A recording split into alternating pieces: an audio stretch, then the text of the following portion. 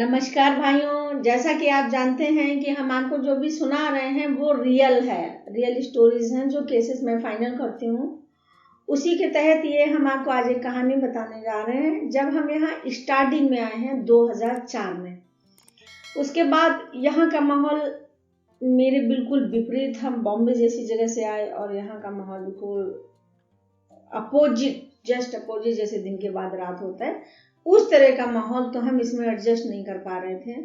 हमको नींद भी नहीं आती थी, तो हमने फिर यहाँ पे स्टार्टिंग में पार्लर डाला कि कैसे भी हम अपने आप को बिजी रखेंगे जिससे हमारा थोड़ा सा काम चलता रहे। मैंने पार्लर डाल दिया। पार्लर डालने के बावजूद मेरा स्वास्थ्य में कोई सुधार नहीं हो रहा था, लेकिन उसी बीच में हमारे 2 लड़कियों से मुलाकात हुई।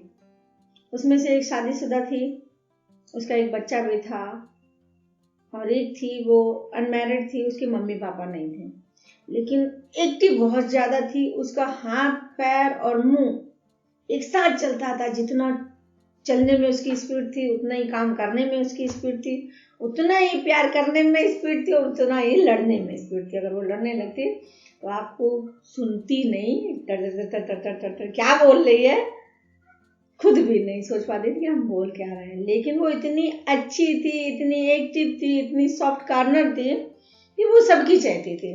ये हमारा ग्रुप बन गया था। हम 3 में लगभग थोड़ा सा एज का अंतर था, और चौथी जो थी वो थोड़ी सी हम लोगों से बड़ी थी, विलविशर थी हम लोगों की।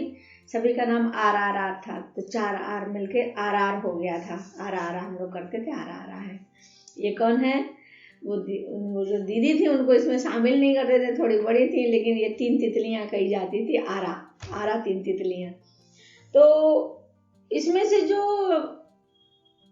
लड़की जिस शादीशुदा थी, तो ये अक्सर मेरे पास बैठती थी, तो हमसे कहती थी आपके चार्ज बहुत ज़्यादा है पार्लर में। तो हमने कहा किस चीज़ के ज़्यादा? बोले हेड मसाज के बहुत ज़्यादा है। तो मैंने उसको हेड मसाज का पूरा प्रक्रिया बताया, और मैंने कहा हेड मसाज जब उसका किया तो कहने लगी दीदी आपके चार्ज बहुत कम है। हमने कहा तुम तो यार जस्ट अपोजिट हो गए, अभी बदल गए, अभी कह रही चार्ज में। बोले नहीं दीदी, आपने जो इसका बताया है और आपका जो मसाज करने का तरीका है वो बिल्कुल ही अलग है। हम लोगों की दोस्ती गहरी होती जा रही थी। तो एक दिन बैठी, बोले दीदी स्कूल में मज़ा नहीं आता है, बताइए कितनी गरीबी है अपने देश में, और बच्चों को फलों के नाम नहीं पता। तो हमने कहा यार हम लोग एक काम शुरू करते हैं। हम लोग जो लोग पान पुड़िया बीड़ी सिगरेट इस्तेमाल करते हैं उन लोगों से हम लोग नुक्कड़ सभा टाइप की या गेट टुगेदर करते रहेंगे, और उनसे कहेंगे कि आप पुड़िया तुरंत ऑफर कर देते हो, बीड़ी तुरंत ऑफर करते हो, पैसे आप मुझे 1 रुपया डेली दोगे। तो हम लोग कॉन्सेप्ट तैयार करें। उसके बीच हम बोले हाँ दीदी यार बात तो बहुत बढ़िया। और हमने कहा जब महीने भर में पूरे पैसा इकट्ठे हो जाएंगे, थोड़े थोड़े हम लोग मिला के एक स्कूल चुनना करेंगे। वो एक स्कूल में गए, बच्चों को फल बांटे, उनसे थोड़ी देर गेट टुगेदर किया, उनको कुछ अच्छी चीजें मोटिवेशन किया, और उनके बाद चले जाएंगे। और अगर धीरे धीरे धीरे धीरे अगर बढ़ता चला जाएगा तो कारवां निकल जाएगा। तो उसने कहा हाँ दीदी ठीक है। हम लोगों ने सभी से 1 रुपया लेना शुरू किया डेली। सबके यहाँ गुल्लक रखा है, तो ऐसे धीरे धीरे धीरे धीरे 300 हुए, 300, 3000 हुए। हम लोगों ने फलों से स्टार्ट किया, और महीने में 1 ही बार करते थे। महीने में 1 बार ही जाते थे, और फिर 1 स्कूल पहले किया, फिर 2 स्कूल, 1 महीने में 5 स्कूल से 10 स्कूल तक हम लोग ले आए पूरे जिले में। हम लोगों ने कहा इस मुहिम को हम लोग चलाएंगे। बच्चों को फल बांटने के साथ साथ उनसे उनके नाम इंग्लिश में पूछना, फिर उन लोगों की और क्या नीडेड है। जब पैसा बढ़ने लगा एनजीओ में, एनजीओ भी नहीं बनाया है, हम लोग ऐसे ही काम कर रहे हैं। जब पैसा बढ़ने लगा तो वहाँ पे देखा जैसे गर्मी है, बच्चे आ रही है मिट्टी में तो पैर खुदा दिए, इतनी धूप गर्म, धूल जो होती है इतनी गर्म होती है, तो चप्पलें बढ़ाने लगे। फिर देखा कि बच्चों के कपड़े अच्छे नहीं हैं। उसी बीच में एक हम लोगों के सामने एक बच्ची का 76 हो गया। तो हमने कहा यार हम लोग ऐसा करते हैं कि हम लोग इन बच्चियों के लिए अंडरगारमेंट्स, जैसे समीज, बलात्कार होते हैं जब कुछ गलत दिखता है, कपड़े अच्छे नहीं हैं, और जो दारू पीने वाले लोग हैं, जो वैसे लोग हैं, इन लोगों की नीयत खराब जब होती है ना, जब उनको सामने कुछ गलत, तो हम लोग अंडरगारमेंट से दुपट्टे हैं। हम लोगों ने धीरे धीरे प्रक्रिया बढ़ाना, इसमें मुहिम इतनी बढ़िया चलने लगे तो इसमें और भी कई लोग जुड़ गए। तो उन्होंने कहा ऐसा है कि हम लोग एनजीओ बनाते हैं। एनजीओ बन गया हम लोग hands, human and nature development society, हम लोगों ने एनजीओ बनाया। एनजीओ के तहत काम शुरू हो गया। इसमें और भी अच्छे अच्छे लोग जुड़ने लगे। जो मेरी फ्रेंड के हस्बैंड थे उनको किसी ने बता दिया कि इसमें पैसा बहुत आता है। हम उस बीच में राजस्थान छुट्टी मनाने चले गए थे 1.5 महीने के लिए। उसी समय वहाँ पे वो एक रिकॉर्ड बना है, ट्रेन रोको आंदोलन चला था, 19 दिन शायद ट्रेन सब लोग धरने बैठे रहे, गुर्जर लोग वहाँ के। तो उसमें हम कोटपुतली में थे, उसमें हम राजस्थान में 1.5 महीने से, फिर हमको ज़्यादा वहाँ रहना पड़ा। उन लोगों ने क्या किया, एनजीओ, अच्छा हमको एनजीओ के बारे में इतना नॉलेज नहीं था, तो हमने कहा कि मुझे इसमें अध्यक्ष बनना है, और बाद बाकी उससे अपनी फ्रेंड के घर वाले सब बना दिए टोटल। उसने क्या कि जब उसके हस्बैंड को ये लगा इसमें पैसा बहुत आता, तो उसने एक सभी को बुलाया, हम थे नहीं मेरी गैर मौजूदगी में, जबकि एनजीओ मैंने बनाया, सब कुछ मैंने चलाया। उसके बाद मुझे उससे निकाल दिया गया एनजीओ से। अब विश्वास प्रस्ताव पारित किया, क्या किया, मीटिंग बुलाई गई और हमने उनके जो भी कहा हो, आई डोंट नो, लेकिन मुझे निकाल दिया। अच्छा, मुझको 2 लोगों ने उसको और छोड़ दिया, बोले सारी मेहनत तो उस लड़की की है और उसी को निकाला जा रहा, हम भी नहीं, 2 लोग और निकल गए। उन्हीं में से किसी ने मुझे एक ने फ़ोन कर दिया। कुछ लोग लालच में लगे रहे, फिर इन लोगों ने बहुत जद्दोजहद किया, लेकिन उस एनजीओ को ये लोग नहीं चला पाए। फिर जब हम लौट गए उसके बाद वो 1 महीने तक हमसे बहुत नाराज़ रहे, नहीं जो भी रहा हो। फिर जब वो फिर एक दिन फिर मिलने आया, उसका हस्बैंड आया मिलने हमसे, हमने कहा राधा आएगी तभी बैठेगी, तभी हम लोग आगे बात बढ़ाएंगे। जब वो लोग आए तो हमने कहा, बोले दीदी ऐसे ऐसे लोग बोल रहे थे, तो हमने कि ऐसे ऐसे बोल रहे थे जब मैं यहाँ थी नहीं, जब मैं यहाँ पे 1.5 महीना मुझे गए हुए 15 दिन हो गए, उसके बाद यहाँ पे क्या कांड होता है, किसने क्या कहा, हमसे क्या मतलब। अभी तुमसे कोई कह दे कि हमने कहा तुम्हारे लिए लोगों ने मुझसे बोला और मैंने सबको फाड़ दिया बातों से, मेरे सामने हिम्मत नहीं कि तुम्हारे बारे में कोई एक शब्द बोल जाए। तुम्हारी हिम्मत कैसे पड़ गई कि जब मैं नहीं हूँ तो तुम मेरे बारे में सुन लो। अभी भी मैंने जिक्र नहीं किया एनजीओ का। फिर धीरे धीरे 1 साल हो गया, ये लोग ना काम ले पाए एनजीओ पे। ऐसे थोड़े ना काम मिल जाता है, बहुत मेहनत करनी पड़ती है, बहुत कुछ त्याग करना पड़ता है जब एनजीओ पे काम मिलता है। हम एनजीओ के बारे में अभी भी जिक्र, फिर उसका आना जाना शुरू हो गया, लेकिन वो कहीं ना कहीं दिल और दिमाग में बैठी थी कि जिसको मैं इतना प्यार करती हूँ, अपनी छोटी बहन से ज़्यादा प्यार करती हूँ, मतलब वो लड़की इस तरह से धोखा दी गई। फिर जब नहीं चले तो उसने कहा दीदी आपने काम, हमने कहा यार हम अपने दूसरे काम में बिजी हैं, स्वास्थ्य मेरा तुम देख ही रही हो, 1 साल से जेल में है, 3 ऑपरेशन हो चुका है, और यार मेरे इसमें तो कुछ हिम्मत ही नहीं है मेरी करने की। तो फिर उसने एक दिन फिर बोले दीदी वो काम कैसे बढ़ाया जाए, तो हमने कि बहुत लोग हैं आपके साथ में, काम बढ़ाओ ना, कौन रोके हैं। तो बोले दीदी आपके बिना थोड़ा ना रहता। हमने कहा जब एनजीओ से मुझे निकाला था तो वो एकदम सॉफ्ट, तुमसे तो उम्मीद नहीं थी मुझे इस तरह की कि तुम इस तरह से चीट कर जाओगी मुझे। चलो कोई बात नहीं, एनजीओ तुम चलाओ, हमसे जितनी मदद होगी हम करेंगे, हम आज भी तुम्हें बहन मानते हैं, कल भी बहन थी, आज भी बहन हो और आगे भी मेरी बहन रहोगी। उसने कहा दीदी हमने पद इसलिए स्वीकार कर लिया था कि जब चाहेंगे तब हम आपको दे दें, लेकिन हमने कहा अब मुझे वो पद मंजूर नहीं, क्योंकि मुझे पता ये एनजीओ है, फिर कल को हम इसको एक्सटेंड करवा ले जाएं, बहुत ज़्यादा इसमें पैसा आने लगे, कल को तुम सचिव तुम्हारा है, कोषाध्यक्ष तुम्हारा है, सारे पद तुम्हारे घर में हमने दे दिए चुतियाबंदी में, तो हमारे पास क्या बचेगा। मैंने कहा ना, मैं नहीं काम करने वाले।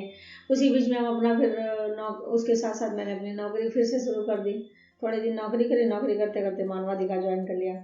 मानवाधिकार ज्वाइन करने के बाद फिर हमने समाज सेवा में हम पूरी तरह से कूद गए, मानवाधिकार को चलाते और भी न्याय मंच तक आ गए। वो एनजीओ मेरे साथ चीट किया था उन लोगों ने, तो वो एनजीओ के कागज आज भी सड़ रहे हैं, कोई काम नहीं हो रहा है। नहीं पता नहीं आज मेरा हैंड्स कहाँ पहुँच गया था, क्योंकि हम लोगों ने हैंड्स नाम ही इसीलिए रखा था, human and nature development society. तब हाथ से हाथ बढ़ाते चले जाओ, और इतना जबरदस्त चल रहा था लोगों में जागरूकता अभियान। मैंने कितने बच्चों के कपड़े, कितने बच्चों, फिर किताबें, पेंसिलें, कापियाँ, रबड़ और भी मतलब कलर्स वगैरह सब कुछ। और जिस स्कूल में गए वहाँ प्रिंसिपल से पहले बात हो जाती थी, तो हम लोग जब पहुँचते थे तो वहाँ पे फिर पूरे दिन बच्चों के साथ पिकनिक टाइप का माहौल, उनको कुछ ना कुछ नया सिखाना। इस तरह से हम सुबह से लेकर शाम तक, महीने में सिर्फ 1 दिन, और फिर हम लोगों ने आगे चल के महीने में 5 दिन देना शुरू कर दिया, और बाद में पैसा वैसा कलेक्ट करते रहते थे, जितना होता था वैसे करते रहते थे। फलों से स्टार्ट किया था हम लोगों ने। ये मेरी एक छोटी बहन थी। दूसरी वाली जो थी, इसके मम्मी पापा नहीं थे। एक लड़का 16 साल से इसका शोषण कर रहा था, रिलेशनशिप में दोनों रह रहे थे, लेकिन शादी नहीं कर रहा था। एक दिन ये स्कूल जा रही थी, टीचर थी, उसने इसको रास्ते में मारा, फिर रोती मेरे पास आई, दीदी ऐसे ऐसे हो गई। तो हमने उसको बुलाया, शिवाली को, हम तीनों लोग बैठे, 2-3 घंटे बातचीत हुई इसी ऑफिस में। और बातचीत होने के बाद निर्णय निकला कि शादी हो जाएगी। तो उसके दूसरे दिन हम लोगों ने शादी करवा दी मंदिर में जाकर। शादी हो गई और मैं जॉब कर रही थी, लेकिन उसकी मुसीबतें अभी भी कम नहीं हो रही थी। शादी के बाद वो प्रेग्नेंट हो गई। जब वो प्रेग्नेंट हुई तो उसके पति ने उसके ऊपर और अत्याचार करना शुरू कर दिया, क्योंकि वो अभी भी चाहता था कि शादी हो गई है लेकिन बच्चे नहीं होंगे तो मेरे माँ बाप के हिसाब से हम एक शादी वहाँ कर लेंगे। इतना उसके साथ मारपीट। फिर मुझे पूरा उसकी केयर करना पड़ा। केयर करते करते करते करते पूरा 9 महीने जब आ गए, उसको एकदम पेन शुरू हो गया। अच्छा, उसका इलाज चल रहा था खैराबाद से, अब खैराबाद में ही लेके जाना था। तो मैंने उसको, अच्छा बेवकूफ़ी मैंने ये करी ना, मेरे पास बहुत ज़्यादा पैसे थे ना, कुछ पैसे उसके पास थे, कुछ मेरे पास थे। हम लोग लेके रात में हम 1 बजे निकल गए यहाँ से बेवकूफ़ी में। और जबकि डिलीवरी में कुछ भी हो सकता है, लेकिन नहीं ध्यान दिया हमने, लेके चले गए। अब उसको एडमिट करा दिया, अब वो अंदर हम बाहर, ये दवाई लाओ वो लाओ, दौड़ते दौड़ते दौड़ते दौड़ते अकेले दौड़ते दौड़ते सुबह तक मेरी हालत खराब। उधर उसकी डिलीवरी में डॉक्टर बोले अब हो जाएगी तब हो जाए। अब वो अपने पति का नाम चिल्ला रही, बराबर चिल्ला रही, उनको बुला दो, उनको बुला दो। नाम नहीं लूंगी मैं। डॉक्टर कहे अब ये डॉक्टर ऑपरेशन के लिए भी तैयार नहीं। 10-11 बज गया, 12 बज गया और मेरी हालत खराब होती जा रही है, चाय भी नहीं कुछ नहीं। फिर मैंने यहाँ पे भैया हैं बहुत ही अच्छे, मैंने उनको फ़ोन किया, क्योंकि उसका भाई उनके यहाँ काम करता था। मैंने कहा भैया ऐसी ऐसी बात है, मैंने गलती कर दी, मैं रात में अकेले लेके चली आई, कोई बात हो जाएगी, मैं तो मर जाऊंगी बिना वहाँ। तो बोले दी बहन जी आप परेशान ना हो, मैं पैसे भेज रहा हूँ और कुछ लोग उसके घर से भी आ जाएंगे। करीब 2 बजे तक वो लोग पहुँचे, तब मेरी जानना, मैं इतना रोई हूँ, इतना रोई, मेरा BP 50 पे आ गया। अब शाम को जब 6 बज गया तब हमको, अब हम 4-5 लोग, थोड़ा और हौसला बढ़ गया BP डाउन होने के बाद भी। हमने डॉक्टर से कहा क्या मार डालोगे आप उसको? तो उन्होंने क्या बच्चा नहीं होगा बिना ऑपरेशन में। तो हमने कहा ये बात कल से आए थे, आप सुबह भी कर सकते थे, उसको नाश कर दिया आपने, इतना दर्द देते देते, अब इधर हम परेशान हैं। 7 बजे एक बेटी को जन्म हुआ, आप तो मुसीबत आ गई, क्योंकि अगर लड़का होता तो शायद वो एडजस्ट कर लेता। वो चिल्लाती रही, ऑपरेशन हो गया, उसके भाई ने ब्लड दिया, वो लोगों ने ब्लड दिया, मेरा तो BP 50 पे आ गया, तो मैं तो ब्लड देने की स्थिति में थी। मैं कह रही थी मेरा सारा खून निकाले रही, इसको जिंदा रखो आप, हमें इसको जिंदा में लेके आए, मेरे को जिंदा ही इसको लेके जाना है भैया, मेरा खून सारा निकाल। खून कहाँ से निकाल दें जब मेरा BP डाउन हो गया है। तो इसका भाई आई जब आ गए तो 2 यूनिट ब्लड लिया उन्होंने, ऑपरेशन हुआ, 7 बजे बिटिया का जन्म हुआ। उसके बाद 8-9 बजे तक जब वो शिफ्ट कर दी गई वार्ड में, उसके बाद मुझसे मिलके उसने आँख खोल के देखा, तो बहुत प्यारी बिटिया है, तो उसके आंसू निकल गए कि अगर लड़का आता तो शायद हम अपनी ससुराल चले जाते। तो मैंने कोई बात नहीं, लक्ष्मी आई है तो जीवन में बहुत तरक्की करेगी। 2 महीने तक हम उसकी बराबर केयर करते रहे, मोहल्ले वालों ने भी उसकी बहुत केयर करी, क्योंकि उसके माँ बाप नहीं थे, भाई की भी शादी नहीं हुई थी, तो सबने उसकी खूब केयर करी, हर तरह से उसकी केयर करी। 2 महीने बाद वो फिर आने लगा। इस लड़के ने फिर अपना लिया। यार जानवर भी तो मैंने कई जानवरों को देखा है कि मतलब उसमें जो फीमेल होती है उसको अगर तकलीफ हो तो मेल उसके आसपास ही घूमते रहते। मेरे घर में डॉगीज है, मैंने उनको देखा है कि बच्चों को छोड़ के, जैसे ही मेरी वो स्नोई कहीं बाहर चली जाती तो जो हमारा डॉग है वीर, वो उसको मारता था कि बच्चे फूं फूं कर रहे हैं, जरा भी चों चों करे वो उसको ऊपर आगे हो जाए, गिरा लेता था, उसको मारता था।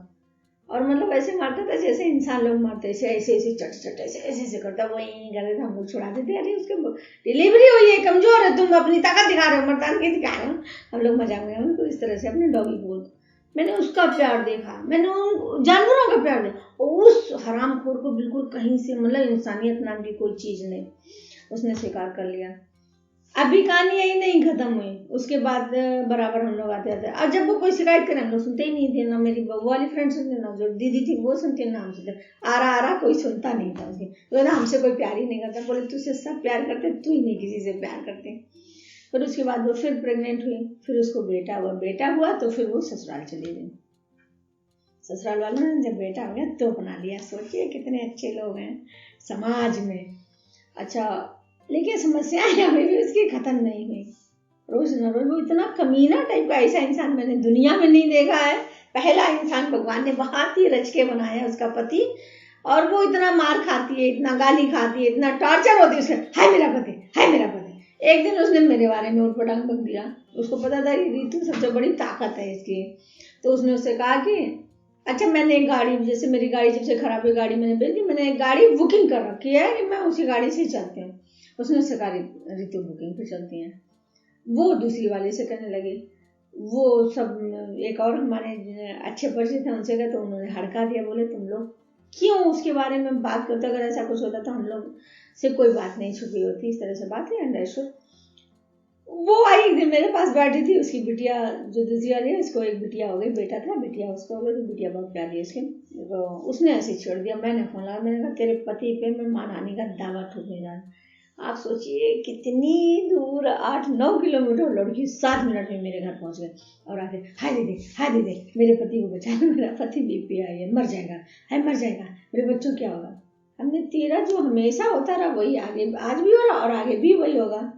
फिर उसको एक मुसीबत आ गई। एक दिन उसके खिलाफ एक किसी ने एप्लीकेशन मुकदमा लिख गया। वो रात में भाग के आई। मैं दर्द बहुत हुआ कि मैं तेरे लिए रात में भाग गई थी। बार वाला मैं तेरे लिए गई और बार वाला क्या जानेगा कि मैं कहाँ गई हूँ।